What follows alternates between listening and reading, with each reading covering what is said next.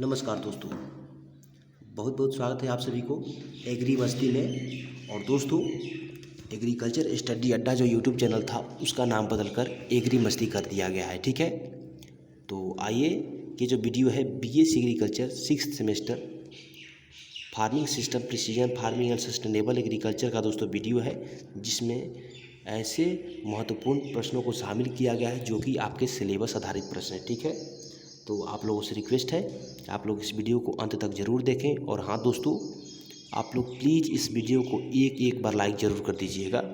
और दोस्तों, आप लोगों के लिए एक बहुत ही महत्वपूर्ण सूचना ये है दोस्तों कि जिन छात्रों का इसका PDF चाहिए वो हमें व्हाट्सएप से जुड़ सकते हैं और टेलीग्राम से जुड़ सकते हैं। दोस्तों, व्हाट्सएप ग्रुप का जो लिंक है वो डिस्क्रिप्शन में दिया हुआ है और टेलीग्राम ग्रुप का भी लिंक डिस्क्रिप्शन में दिया हुआ है।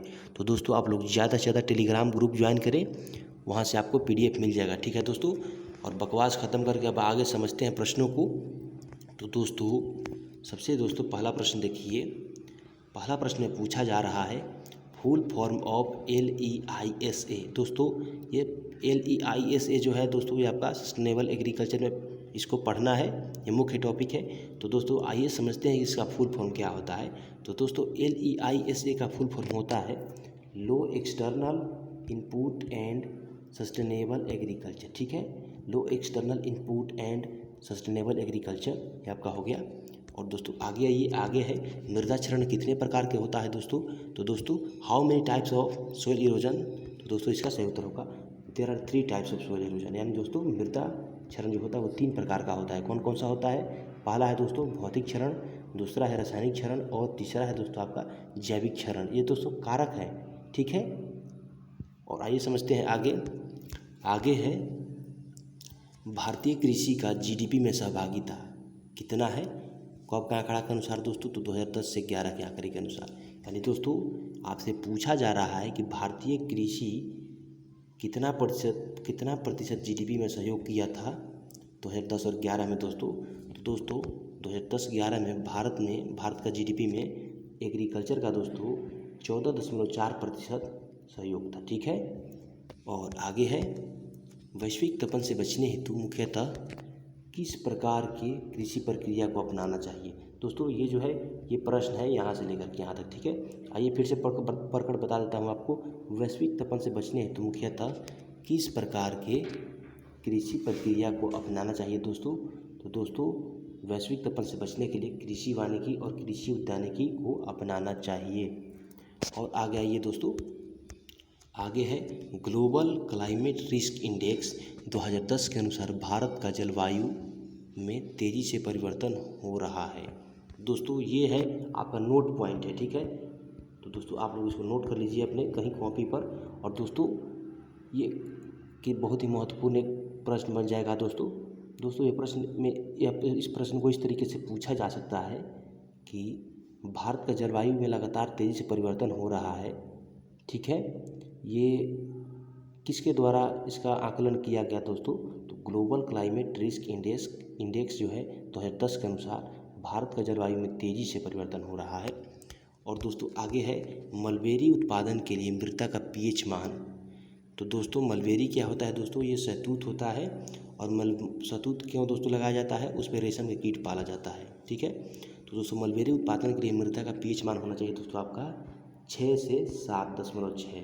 ठीक है, यानी 6.0 टू 7.6 होना चाहिए। ठीक है, यानी 6.0 से 7.6 होना चाहिए।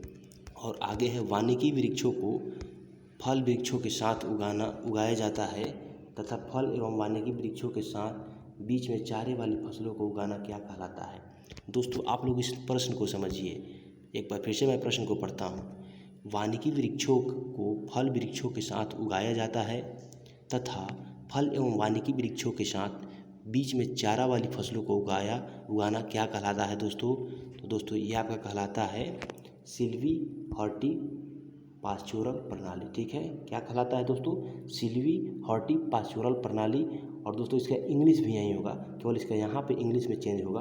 दोस्तों इंग्लिश में भी यही होगा सिल्वी हॉर्टी पास्चोर, और प्रणाली की जगह आप सिस्टम लगा सकते हो। ठीक है, तो आगे आइए दोस्तों, आगे है ऐसा प्रणाली जिसमें पेड़ पौधों को पंक्तियों के बीच चारागाह हेतु दलहनी तथा घास उगाना क्या कहलाता है दोस्तों? यानी कृषि की उस प्रणाली जिसमें पेड़ पौधे की पंक्तियों के बीच चारागाह हेतु दलहनी तथा घास उगाया जाता है क्या कहलाता है दोस्तों? दोस्तों ये आपका कहलाता है सिल्वी पास्चर। क्या कहलाता है दोस्तों? सिल्वी पास्चर। और दोस्तों आगे है दोस्तों, आगे इसी का दूसरा पेज है दोस्तों। आइए इसमें समझते हैं भारत में कितने प्रकार के मशरूम पाया जाता है दोस्तों। ठीक है दोस्तों, तो भारत में मुख्यतः 3 प्रकार के मशरूम पाया जाता है। ठीक है, भारत में मुख्यतः 3 प्रकार के मशरूम पाया जाता है दोस्तों। और दोस्तों आप लोग के लिए एक महत्वपूर्ण सूचना, ये आपका जो है farming system, precision farming and precision agriculture, sustainable agriculture जो है दोस्तों, इसका दोस्तों पहले से 3 वीडियो बन चुका है। ठीक है, तो आप लोग उस वीडियो को मिस मत करिएगा, क्योंकि दोस्तों अगर आप लोग ये सब्जेक्ट का सभी वीडियो देख लेंगे तो मेरा गारंटी है कि आपका पेपर में दोस्तों किसी तरह की कठिनाई नहीं होगी। ये मेरा गारंटी है कि अगर आप जितने वीडियो बनाए गए हैं इस चैनल के द्वारा, आप लोग इन तमाम वीडियो को देखेंगे तो दोस्तों मेरा गारंटी है कि 30 से ज़्यादा प्रश्न फंसेंगे। ठीक है, नहीं फंसे तो दोस्तों आप लोग कमेंट करके बताना, लेकिन हाँ दोस्तों उसके लिए आपको सभी वीडियो देखना पड़ेगा farming system, precision farming and sustainable agriculture का। दोस्तों उन सभी वीडियो का लिंक आपको डिस्क्रिप्शन में मिल जाएगा, वहाँ से आप सभी पार्ट को जाकर देख सकते हैं। ठीक है, और दोस्तों आगे प्रश्न को समझते हैं। आगे है दोस्तों, धान मछली एजोला प्रणाली के सुझावकर्ता कौन है? दोस्तों ये धान मछली और एजोला दोस्तों एक फार्मिंग सिस्टम है दोस्तों। ठीक है, इसके सुझावकर्ता कौन है दोस्तों?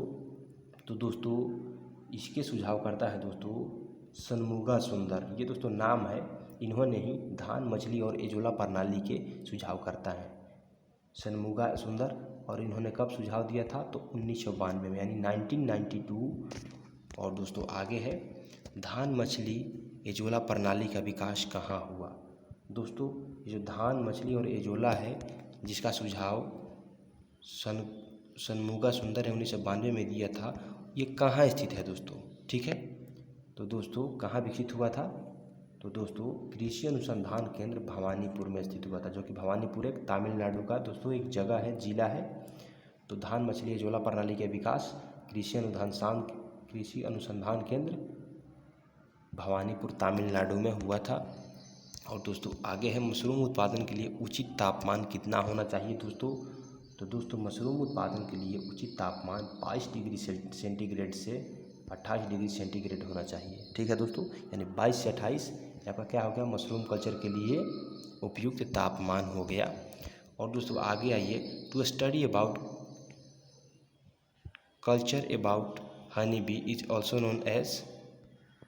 दोस्तों आप लोग यहाँ आइए, यहाँ पर दोस्तों ये जो प्रश्न है इंग्लिश में लिखा हुआ है, पर कोई बात नहीं, मैं आपको समझाता हूँ।